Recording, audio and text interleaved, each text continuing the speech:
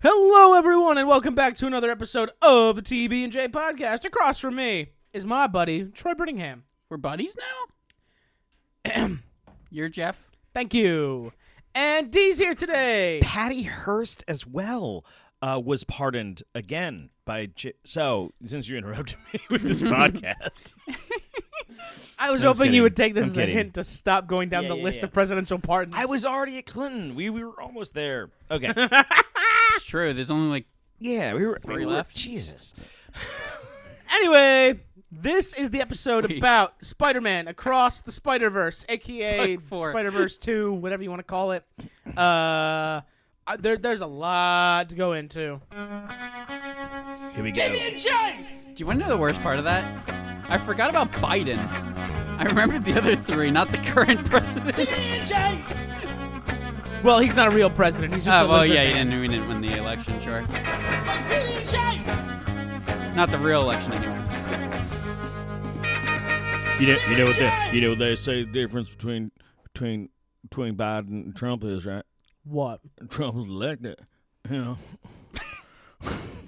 Trump was elected. What is this You know what I'm character? saying? What is this? It's kind of like Matthew McConaughey, but not. That's not Matthew McConaughey. That's way more Southern. That's the not part. Matthew McConaughey. He's McConaughey's looking here. outside. He's looking outside. All right, that's your not bad. world. He's He's outside your space. He's outside your continuum. stand corrected. That was good. That was I really stand good. corrected. Chills. Literal chills. It's like Matthew McConaughey is You in gotta the room. live and breathe everything. Like everything is number Did one, you number see, time, all the shit.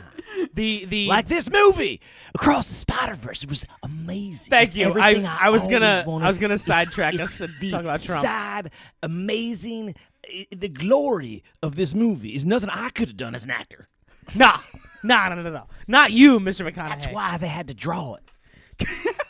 So, Across the Spider-Verse, I think this is a very obvious question my here, but God. thumbs up, thumbs down, boys. Thumbs up. It's so far up your ass. It's like I went upside in this movie's ass and through its mouth, and then I did it all. Thumbs again. up for me as Way well. up. Let's Way just up. cut that off Thank right you for the now. less graphic version of that. Yeah. So- Let's get in there. I And I missed a lot of this movie. did you really? How? Well, I know you have a Saving kid. it for later, dude. We got there.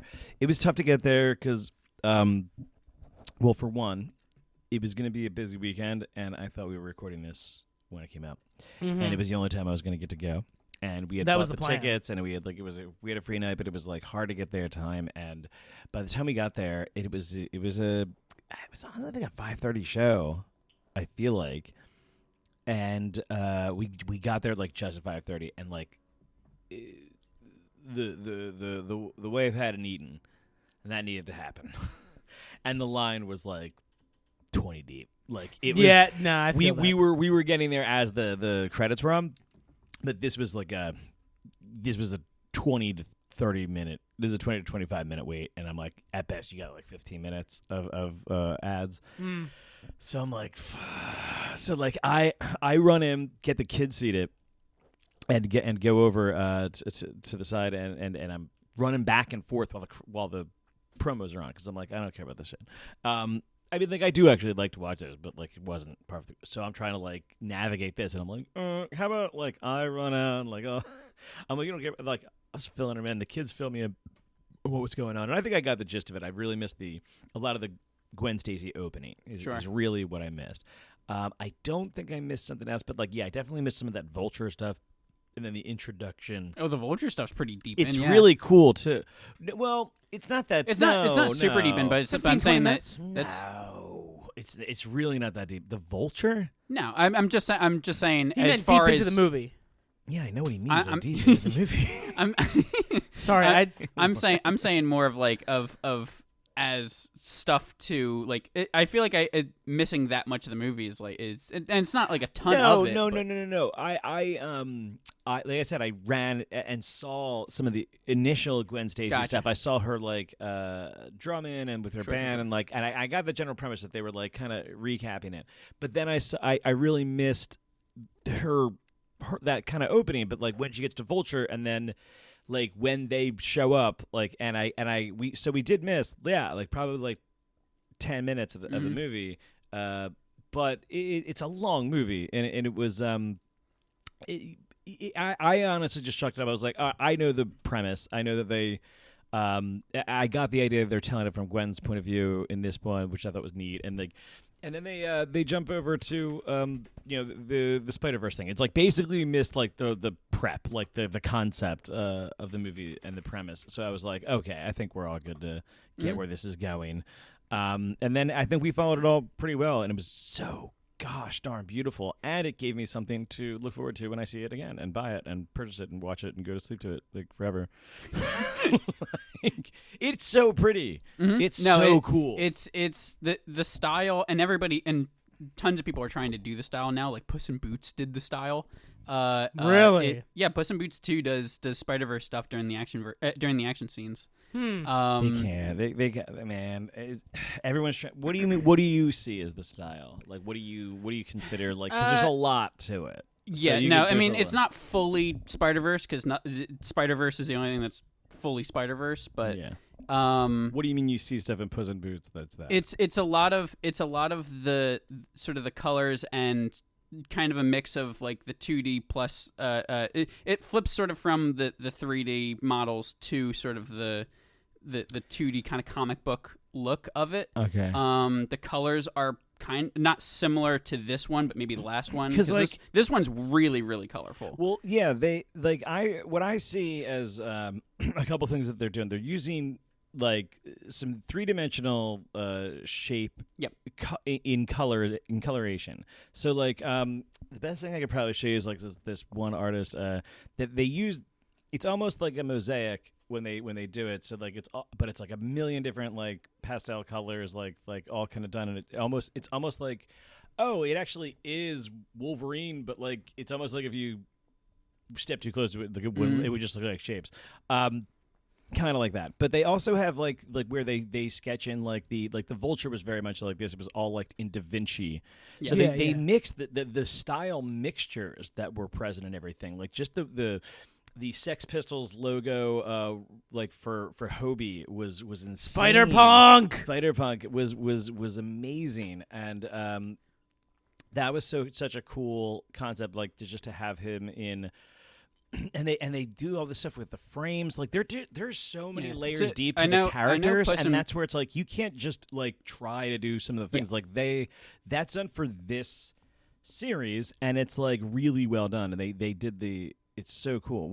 I was gonna say I know Puss in Boots also did some frame rate stuff where he's fighting like a big giant in the beginning, and that is like working at less frames and everything else to make it kind of look more big and lumbering. And I know.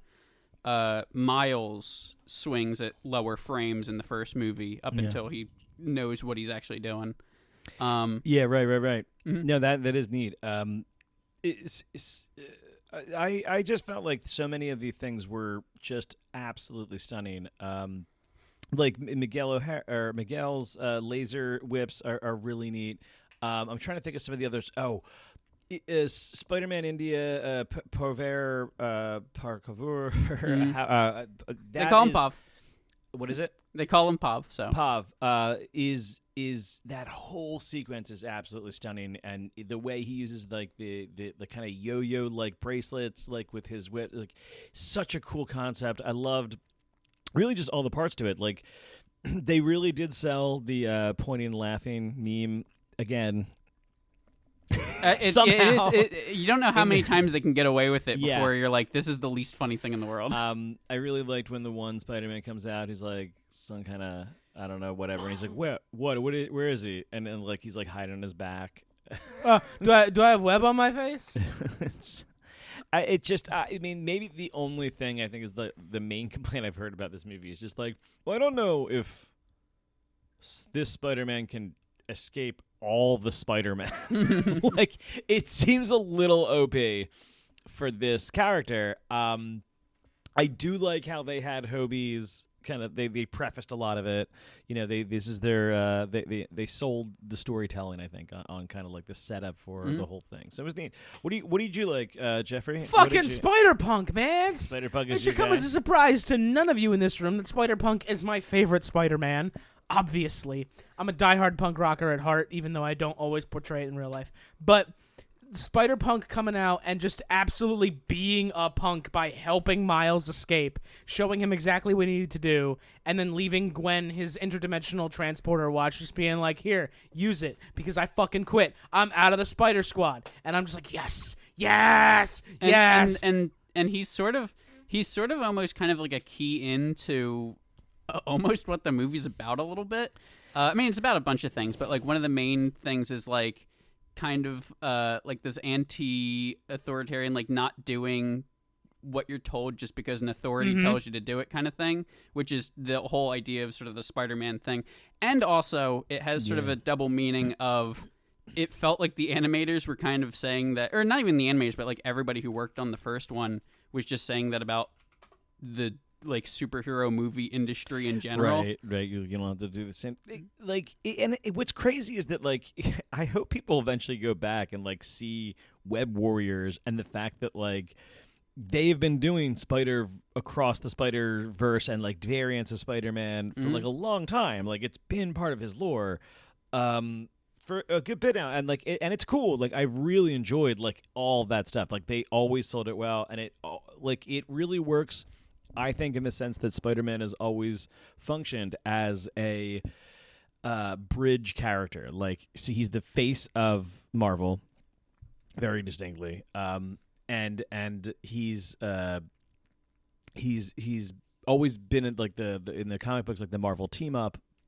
You know, he's like that character, like Marvel Comics presents. So like it's Spider-Man and Friends. Like so it makes sense to be like, oh, he's gonna go to Travel Worlds, he's gonna do this. And I love that what they really did in this case is make it so that the Spider-Man, it almost has really kind of created an aura, I feel like, or like a world building, the standard, it seems, that like Miles, when you talk about like Spider-Man Miles Morales, you're talking about the Spider-Verse. And when you're talking about like Spider-Man Peter Parker, you're kind of more talking about the more grounded areas. And I'm like, I kind of like that. I was like, it's almost like, I don't know if that's going to be like detrimental because it's so cool. And is that like limiting to the Miles Morales kind of like function? Because like, oh, well, he's the alternate world Spider-Man, and he's always kind of alternate world, where it's like, no, they've actually brought him into the real thing. He can do like ground level stuff. Actually, funny enough, I feel like he sometimes, like comic book stuff, is the person who is the team up person. Yeah. Like I know he shows up in Miss Marvel comics. And like I feel like Spider-Man teams up with other people, team up with Spider-Man, and I feel like Miles teams up with people from time to time.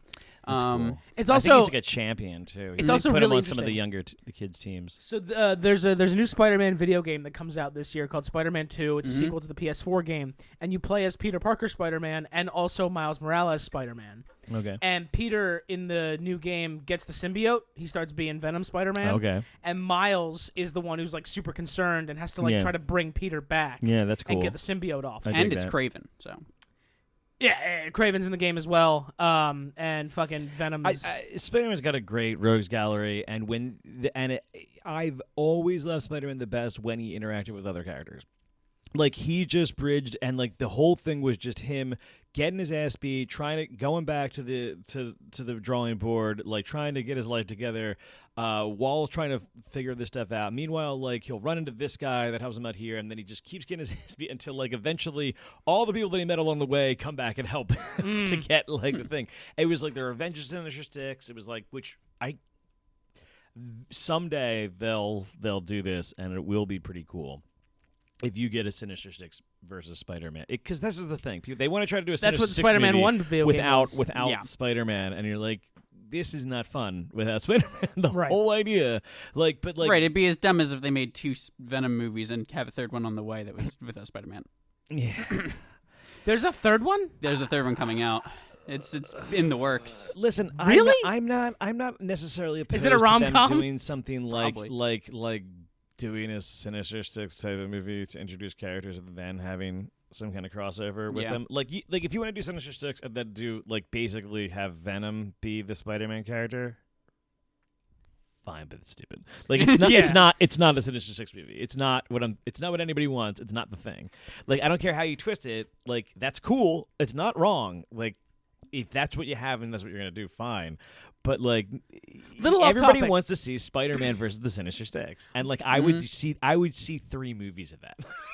That's the plot of the first Spider-Man video game. So play it.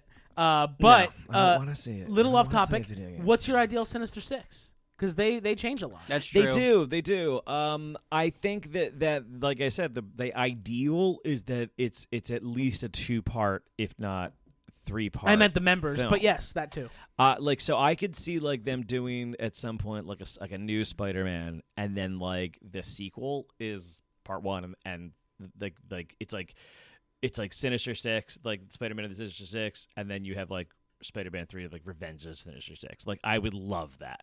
Like, and you could do different versions of it in both ones, so you get multiple variants. That's a good of it. idea. So that's where I think like you have to, because Sinister Six and Revenge of the Sinister Six are like great, like, and there's like various versions of them. Yeah, there's so many people to choose from, and everybody's been a part of the Sinister Six. I at just some mean like point. I feel like there's been like multiple Revenge of the Sinister Six storylines. Oh, of But, course. but if you had to nail down, you're making a movie and you have to pick 6 characters. Somebody else is going to do I them think later. Doctor Octopus is 100% there. 100%. He's my he's my favorite to be in charge, but I think that the ideal version goes like this.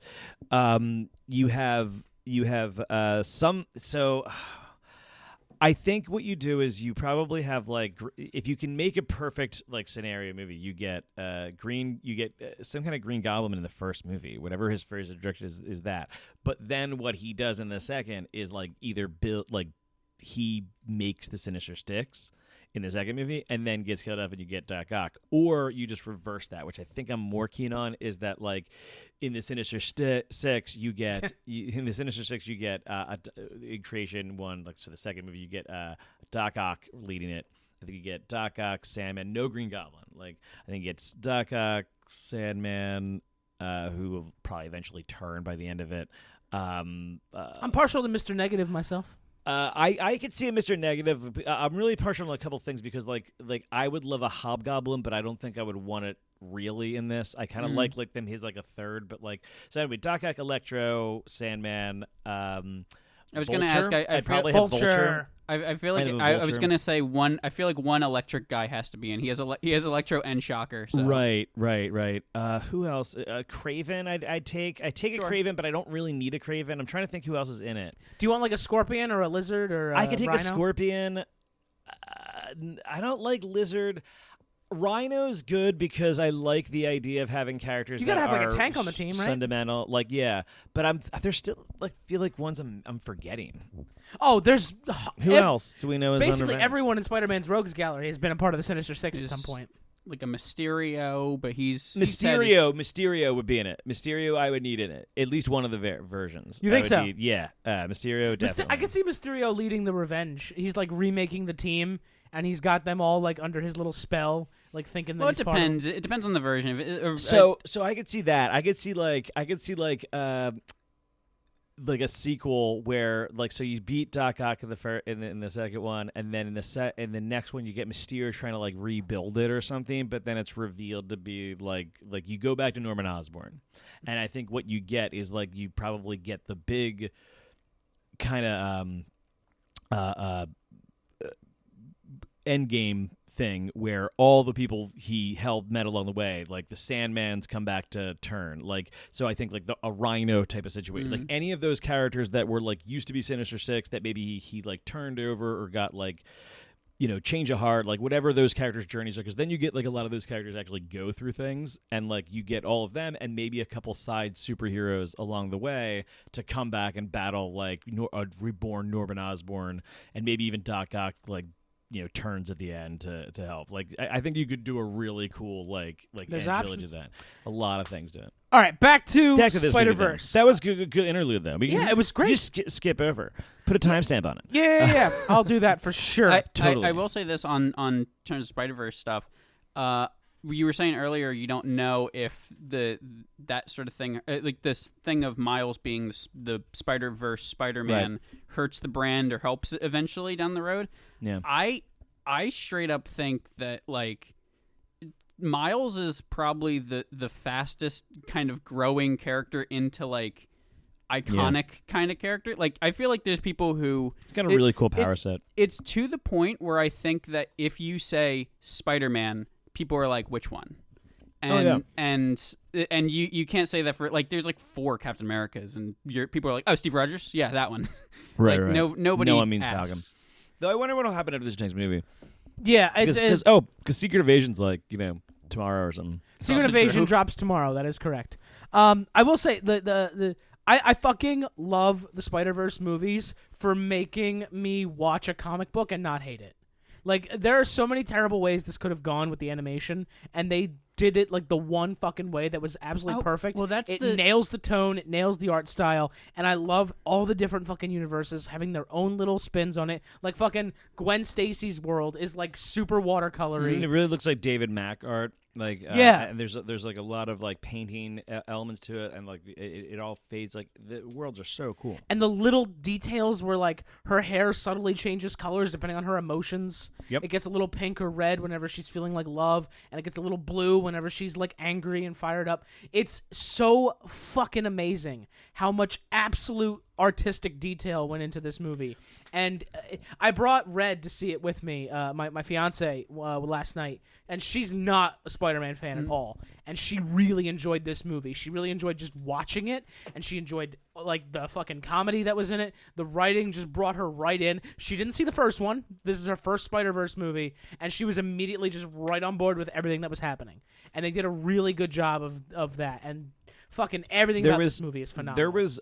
There's a really heartfelt scene between the mom and Miles on the rooftop that was really heartfelt, and like that's a great speech in the middle of the movie. That's actually one of the highlights of the movie. Oh, for sure. It's really like I have a boy that age, roughly around there, and it's like I get like, how did this movie like hit you on these cylinders? Mayday Parker is hilarious. Oh, I love Mayday. I absolutely Charles love what they're Anarchist. doing with that with Peter B. Such a great concept. I absolutely love Scarlet Spider being a depressed sack of shit was so funny. Oh, Scarlet Spider. It's not even that. There's a line in there, and I need to watch it again, but like they did such an amazing job of making his design so stupid. Like he has like muscles on muscles because like of the extreme like 90s style. Yeah, it was 90s. What And was then it, like when 91? he did his narration, they would like panel him so that he was on the left and then he was on the right and then he was on the left and then he was on the right. So it looked like he was like because they would do these panels of just like I'm over here, and like the narration that he's saying, he's like, I'm looking at this wall, now I'm looking at that wall, and it's like I'm not kidding you.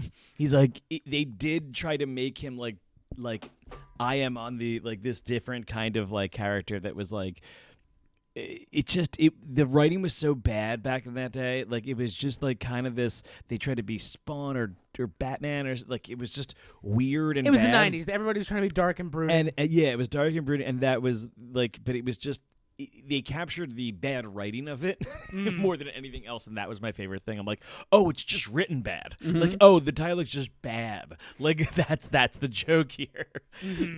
So. Whatever. And then when he's sitting there on the rooftop, and he's like, "Perfect pose." Perfect. And Yeah, I was exactly. like, "Dude, it's fucking."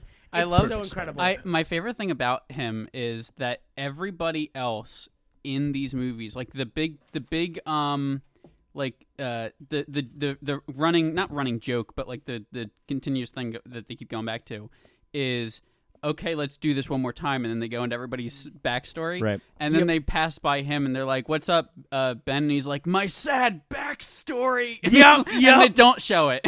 Like, Oh right, it's just like nobody gives a shit. that's hilarious. They don't show it because obviously nobody gives a fuck. No, and it's so convoluted too. It's like, no, you're about to get into the Clone Saga. It's like, no one's here for this. Well, that's funny. That is why I think the deeper joke is. But yeah, like so many of the designs were really great. There was really funny stuff in the movie, like when he does the whole like I got the cake, and it's like I am not proud of it. Yeah, I'm not proud. I am not proud. It's so good. That shouldn't have gotten the laugh that it did. But it did. I liked the ending. I was like, there's no way they're wrapping. At one point I realized I was like, they're not wrapping this up. It's going to be a cliffhanger. But But I'm wondering if on this cliffhanger, and I know for one, Jeffrey, how did you? Guys feel I about didn't the know cliffhanger? it was a cliffhanger. I was. Well, I neither, went in- neither. I forgot that they had done this, and I was like, oh right. Yeah, I also did not know going in. No, the only thing I knew going in was that canon events would become a thing, and they because that's become a TikTok trend now, where kids are making videos like a canon event in my life is me constantly getting my heart broken or blah blah blah blah blah. They're also. I feel like they. Oh, wow, 'cause everybody. it's so They're just fucking- making memes out of that. I shit feel like now. people are also not memeing it right. Like I feel like it's not correct the way that people are talking Who about fucking cares? I know. I don't care really, but I'm just saying. I think But that's all I knew. I was like, oh, canon events. I'm wondering what that is, and then Miguel explains it all, and I'm just like, oh right. Every Spider-Man has a police captain die. Every Spider-Man has this great loss of a very close, loved father figure.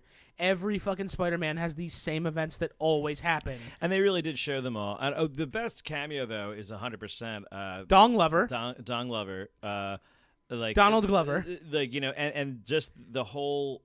So is he officially MCU now? Beyond he was in He was the already first in the- Spider-Man movie, which first is again, Tom these are all Holland. Sony movies. So yes, he's part of the Sony MCU. He always has been. Well, yeah, but he's also in the first one. Yeah, he's Homecoming. Homecoming. That's what I said. yeah. It's a Sony movie. Yeah, yeah. It's a Sony. Well, yeah, but This is all Sony. They're all still Disney, though. Yeah, but no, they're just made by Marvel Studios. I but understand. it's- I understand yeah, that, but so they're still Sony movies. But I was wondering about the ending.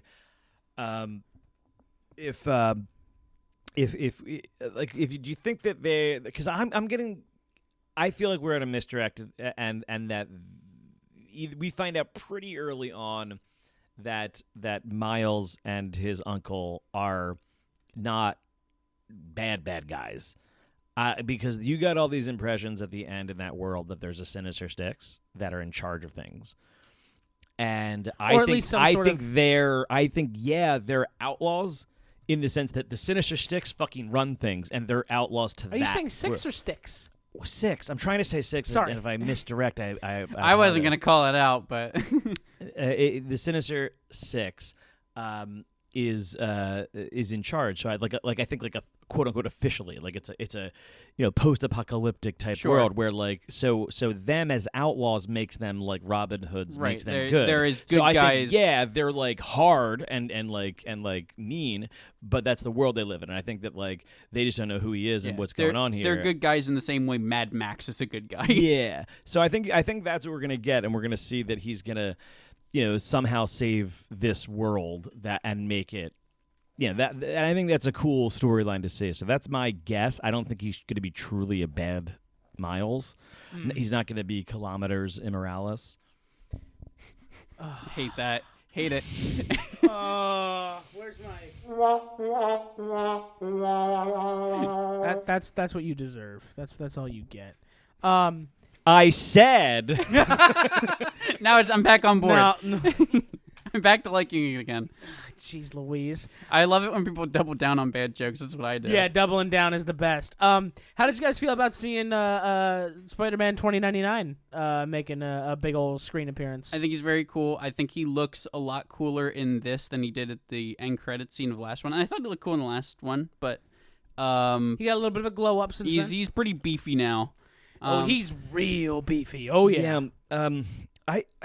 People hail this series, and I know it's written by one of my favorite. The original, I think. I mean, it's Mark Waid, but I don't know. I thought it was done by Peter David, and he's one of my favorite writers. But I really feel like 2099? the original series that introduced him, and the art was like pretty and stuff like that. But it was just such a dark kind of like twisted series that I was just like, this isn't my Spider-Man at all. Right. And he's such a very different character. Again, that whole '90s kind of thing on it. And I just really hope that like he doesn't catch on, because there's a lot of Spider-Man, and I know I sold at some point my Spider-Man 2099 number 1. Oh yeah. Oh, you're right. By the way, it is Peter David. And it's like it's not a Peter David story. Like it's a darker story. There's not the comedy is not there to me, and it just didn't register. And I don't know, people like it though because this dark beginning that it has, that like how he even becomes it. It's very it's very what did it remind me of? The Fly movies in the 90s. It's very The Fly. Like that's what he did with Spider-Man. Like he made it like that. Like he goes into like a vat like with a spider and kind of becomes a spider that way. Well, I mean, I think that this movie, and I mean, sort of, he's portrayed in this on a lot of things, but I feel like they almost not overcorrect, but correct that a little bit. I feel like they almost lean into the thing of like, yeah, he's sort of not the bad Spider-Man, but like the mean Spider-Man that nobody likes because he's so not Spider-Man. At least that's kind of how he is in this movie. And that seems to be what they're doing with him in the comics as they progressed him and I think brought him into they did a whole thing with like a battle world. I think that like everybody ended up like so all these different variants are now like actual whatever. It's so that it is kind of what they do with the story that he does. He's like the Captain Britain of Spider-Verse. But yeah, I mean, it's neat to do those things with the character, and it's interesting to see how these characters evolve like that. But yeah, I again, just so beautiful, and I'm so glad. Like, so is this 5 years to come out, and we're getting another one next year? We're getting another one next year. Yep, that's really great. The finale is next year. Really great. Because I think 5 years was about as long as you could push it. To make and that's about as long as the longevity had for that movie because it was so freaking amazing. And we Jeff was saying stuff about like how it kind of was like it brought you back into superhero movies a little bit. It's so crazy too because how much money did this movie make? Shitloads. Yeah, I think it made all the money. Yeah, all of it. There's no more money. Well, they have it. Oh, okay. Well, they must be still dealing it out to them because they made all the money. But according to Wikipedia, as of June 18th, 2023, the movie has made $500 million on a budget of $100 million. Cool. It's a good day. Today was a good day. But it's one of those things where it's like the first movie, I remember commercials and trailers and stuff like that for it, and people were like, okay, so it's from the same company that made the Emoji Movie. Sony hasn't been able to do Spider-Man stuff. No one cares about Venom, and like Morbius was right around the corner. Crazy. And people, I remember even looking at the trailer and going like, and it looks weird. And you watch it and you're like, oh no, it looks better than it could have possibly looked. It's so good. It is crazy. Like I really do wish we were podcasting back then. 96 on Rotten Tomatoes. Because that was such a. I remember going to that movie and I may have said this in the pod before, but it was funny because I took my son to it, and it was funny because we were, I brought him and his buddy from one of his baseball teams or something like that, and their dad, right? Mm-hmm. So we go there, and like the wife and I were like looking for like cool parent friends to hang out. So like we're like, oh, these guys are cool, like the kid's cool, like we're like let's just it's good. It's like, don't fuck it up, So we're going to this movie, like, oh, we're gonna see Spider-Man. Like I don't even remember like thinking like I really wanted to see it. Like I remember thinking maybe it would be good, or I heard some good critic thing about it. I don't know why, but I feel like I had some positivity going in or whatever. But I was like, I had an open mind about it, and I'm watching it, and we're in there, and we're getting to like this scene where he puts at the end where he puts him back in the where Peter B. Parker's hanging down. He's like, "Good job, kid," because he tricked him and got him to go back. And like a tear is like running down my and I'm just like, oh no, don't be a loser. Like you gotta look cool. This guy doesn't know you like cry in a fucking cartoon. Yeah, I'm an adult. It's fine. I was like, oh, so I'm like trying to hide it back, but I was like, no, it's like totally got to, like I loved that because like it wasn't even like an emotional character like how I felt for the character. I was like, they did the character perfect. I was like crying at the beauty of the art. Like it was literally, I was like, this is perfect. And I remember like I hit it off good. I was like, okay, like and we never get movies with good adult Peter Parker anyway. So right. That is one of my favorite aspects of this is that like they did both of these ones. You got like that. That's my. I love when they show you kind of like that element because that's what the little interludes do so well, where they say the backstory thing. Like here, let's do this one more time. Is that they tell you, I've been Spider-Man for 10 years. That's the one we originally met in the first movie, where it's like he's like right in his prime. Yeah. He was like prime Spider-Man. There's no way he loses that battle whatsoever. So like that adds a little credence to this too. And but Peter B has been here for like 17 years or something like that, and he's just like he's the Spider-Man that we know now, that like he's just had like every fucking story done. He's fucking tired. He's ready to move on. Like he's done. Like he can't just be Spider-Man. Like they either have to reverse and take away his marriage, or do this whole thing of divorce him where he was, or like let him progress as a family and start to focus on May, which I think is beautiful. So I'm really interested to see what they do with Mayday Parker. I wonder if we see like an adult version of her later, because I know that exists as well.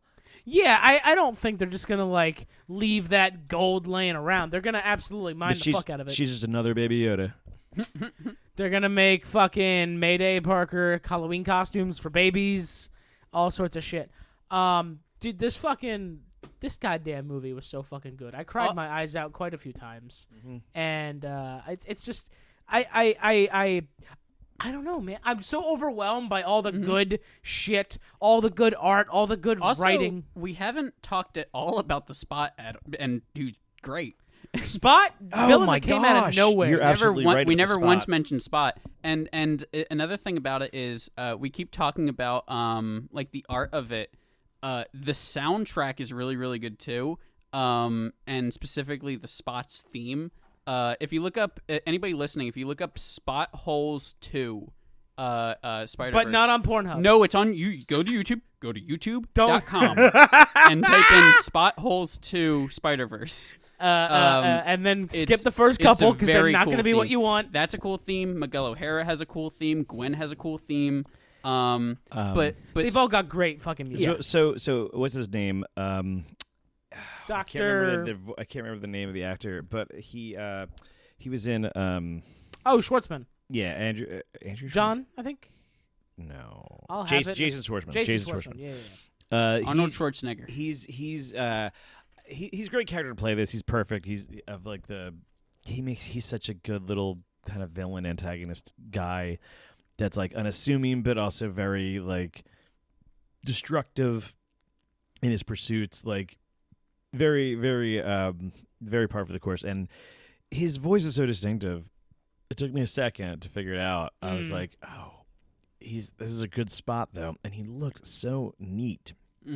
Like the effect was so neat. And so a good Spider-Man like joke. So you got to kind of see with the same villain the kind of jokey banter thing, and then also like a next level Omega kind of real big bad. And I think that was one of the few things that were a little bit less helpful in that movie. In the first movie, was like Kingpin made sense as like a boss, but not. Like, he's not supposed to be super powered. I know they always portray him as, like the strongest man on Earth. Like, they're just like basically he's super. Like, in so many ways, he's just Captain America. Like, he's just going to be able to do any strength feat, even if it doesn't make sense, and he doesn't even supposedly have superpowers. But, like, that's how they always portray him. But, like, it just seemed like there's no way. Spider-Man is supposed to be so freaking strong. So, like, it's just... Nah. But like I think that makes this character so much more neat, is that like he's a very dangerous character, and it's very explosive at what can happen here. So visuals on this are unreal, especially as he becomes the negative kind of version of it. Oh yeah, and then his voice gets all like echoey, like so cool. Yeah, that's the theme I was talking about. Of that, the Spot Holes 2 is what plays during that, and again, YouTube, not Pornhub. And YouTube.com. YouTube.com. By the way, you mentioning Mr. Negative, I would love to see this animation style try out Mr. Negative. That's a good pull too. Could be so neat. Yeah, so neat. Sandman would be really neat too. I'm wondering who they literally any of them. There's so many characters that they haven't done yet. Like they've made Prowler one of the coolest looking things, and I always really did like Prowler. Always loved that character. But they make him look amazing in these movies. So I'm looking forward to a lot. This was a super thumbs up. I'm really glad we covered it. This is all good stuff. Anything else to add about this movie, Jeff? Probably tons. It's so many things. I just really love Spider-Punk. I'm so glad to see Spider-Punk. I literally actually, my favorite Spider-Man. So the only two things that I'm not even negative on is like this movie does rely on like referencey stuff a lot. Not rely, but like it has a lot more referencey kind of stuff in it than the first one because they go to a whole Spider-Man world. And there's times where like there's like a middle section before the big chase scene where it's like kind of a lot of references back to back, and I'm like, okay, and I don't hate it. And then the end being a cliffhanger annoyed me at the exact moment, and then as I walked to my car, I was like, I don't care. No, so the fact that we have to wait less than a year for the finale, it's just like Endgame and Infinity War. Sure, it's gonna be right after it, and then in like a fucking year and plus, kids are just gonna watch the first one and then immediately watch the second one, and that's absolutely great. But what I was gonna say with the referencey stuff, I actually found myself really, really like I did the Leonardo DiCaprio point at the screen multiple times, not at any of the actual like times that I think they wanted you to do that, but when like Penny Parker showed up, and at the end where it's all of the characters from the first one and the second one all together. Basically, if I saw a character from the first movie that of your Hams, your Noirs, I did that similarly, but when I saw things that were like outside of what I thought, like when they were showing like, oh, they always have someone close die, and there was a little clip of like Tobey Maguire and his Uncle Ben dying, I was like, hey, Tobey. Yeah, but I feel like that's. I was sort of like I feel like I'm very jaded on that stuff and dumb and old and cranky. Why? It's great, but and in this movie's so good I didn't even look at it that way. But it's almost like a thing of just like, you want me to point at the screen for that one, I'm not going to. And it's a Spider-Man I grew up with. I like it. Sure, no, 100%. And I'm just being a cranky asshole. Cranky asshole. But like, you're the one. Cranky asshole. I have a cranky a-hole. But I saw Penny Parker show up on screen. I was like, oh, you're from the first movie, and like that, and immediately that whole cranky old man changed. It was gone. Yeah. I really loved just getting lost in this movie and just completely not caring about like, because a lot of times when I watch a movie, I'll be a little nitpicky and I'll be like, well, that's not how physics works or something. I stupid. love physics. You can't do that with this one. That's you can't, impossible. first of all, but like I think them doing it in an art style where I never thought I wasn't watching a superhero movie. If you do that with this movie, you're a piece of shit. Because like the MCU movies by Marvel, they do really hard try to take themselves seriously. Sure. And they try really hard. Well, some of them do, some of them don't. I mean, Guardians won't. When Nick Fury was like, I slowed my heartbeat to 1 beat per minute. Sure. Like that was bullshit. People can do that. But like this movie, just the way, because it never took itself out of the comic book stylization, I just kept putting everything in the frame of a comic book, and it was so fucking amazing. And Miles absolutely having this wonderful relationship with his parents, and just loving his mom and dad and trying so hard to make that work. I always love seeing the human side of Spider-Man. It's my biggest thing about Batman, if I could write it, would be to make him more of a fucking human and not just the brooding asshole. Well, that's also sort of I was mentioning the theme of like, don't just blindly follow authority and just don't do things the same way they've always been done. And the other one is kind of like, don't just fucking run away from all your problems, dude. Mostly with Gwen and Miles, where like they both have to have parent confrontations, and both of them are just the whole movie. It's just both of them are just running from the same thing. And Maybe I'll do that later. Miguel is kind of also doing it of just like, I had this problem. This shit happened in my life. I ran away from it, and now I'm just gonna go and do this other thing about the whole Spider-Man team. And it's like, you want to deal with your problems? And he's like, no, I'm gonna do the Spider-Man team. You know, men of your generation typically neglect their mental health. I'm going to deal with everybody else's problems. Do they make that joke in there? That was when Miles was talking to his dad after the spot got away. Oh, that. Always men funny. of your generation typically neglect their mental health. No, what? totally. No, there was a lot of funny in this movie. So much fucking funny. Maybe get off the kid's ass. Maybe get off the kid's ass. What? Nothing. I don't know. Oh, sorry. I'm sorry. I thought we were just talking as men. Like, it's always like that. So It's all fucking good. hilarious, man. But yeah, no, that's some good points about Miguel. No, he's not dealing with his issues. He's masking his pain, but it makes him, a good anti-hero. He's an antagonist to our protag, but I wouldn't call him a bad guy. I also just I knew I would love it from the trailer, and then I loved it in the movie when it happened. And I just want more scenes of him running on all fours at somebody with claws like he's an angry silverback gorilla and smashing people. The whole sort of trailer stinger of him charging like that and then grabbing Miles and slamming him into the train. I'm just like, okay, this is the coolest thing. It's the same thing they did with Prowler last time, where they really made it menacing to be chased by the Prowler, and he also and by Miles, like sorry, Miguel. No, you're fine. I decided to cut you off after my own thing, but they also establish he just doesn't stick to walls, and he doesn't have a spider sense at all. Miguel, yeah. Mm-hmm. And they do those in ways of like they never say those things at all. But you kind of figure it out. Yeah, there's the whole vulture scene where he's just like, "Well, why are you saying it like that?" Interesting. He does. I know he didn't have a spider sense, right? But he compensates for it. How? Is it because of his? Because what are all his powers like distinctly? He's got like crazy. He's crazy Jack. He has crazy. He's I crazy assume strong. He's got the spider strength. He has agility. He's got claws. I mean, he straight up has vampire fangs. He's got but is that glider like, wings that are like under his arms. He definitely, but his computer does a ton of shit too. Yeah. Like so, Lila, doesn't it mask him? Doesn't he have like a cloaking ability as well? I feel like I don't know if he turned invisible. I don't remember that. I thought he had like a pseudo cloaking ability, or like I could just not remember. Either way, that AI is definitely pretty impressive. I'm pretty sure for what he can do. But like I don't like that's. They do establish that like the spider senses like their connection to each other. If he doesn't have it, that's like pretty distinctively different. Like, doesn't that kind of make him not part of it, like more so than Miles? Well, that makes him. Well, he's also like the leader of it at the same time. So it makes him kind of compelling in this of like, yeah, I'm the least like all of you. And Peter B. Parker mentions he's just like, you're the only Spider-Man that's not funny.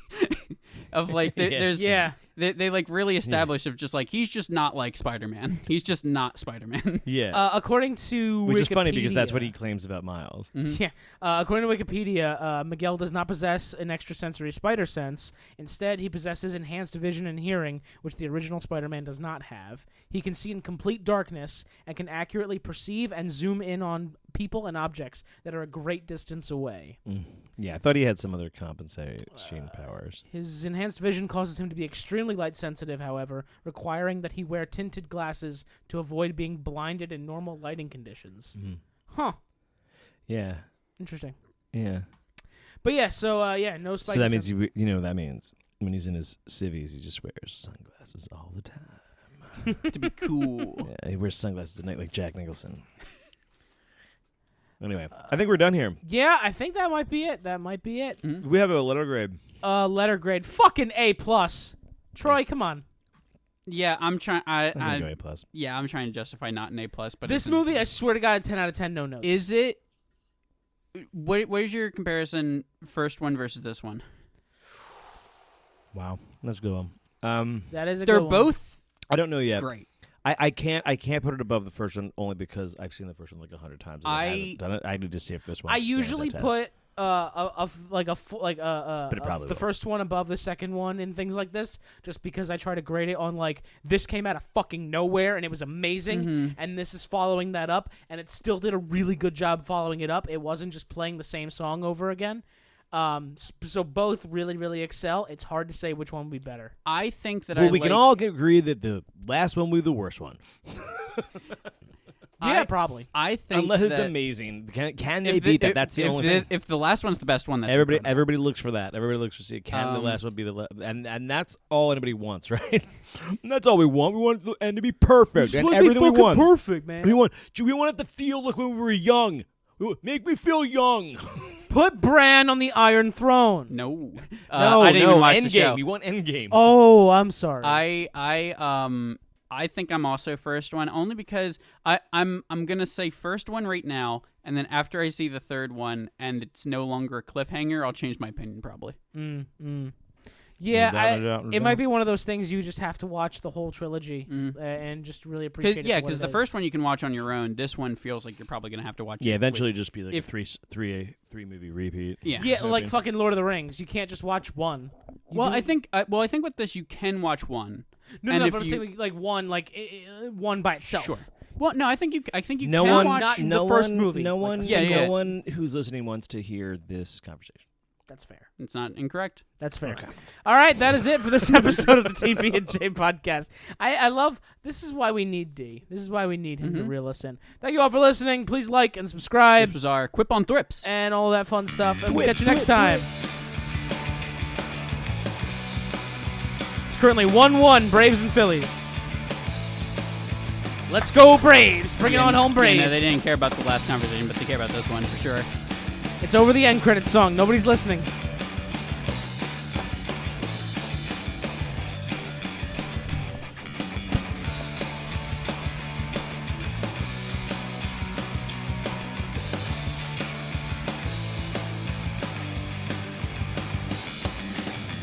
It's like if you ain't thwipping, how you ain't even living.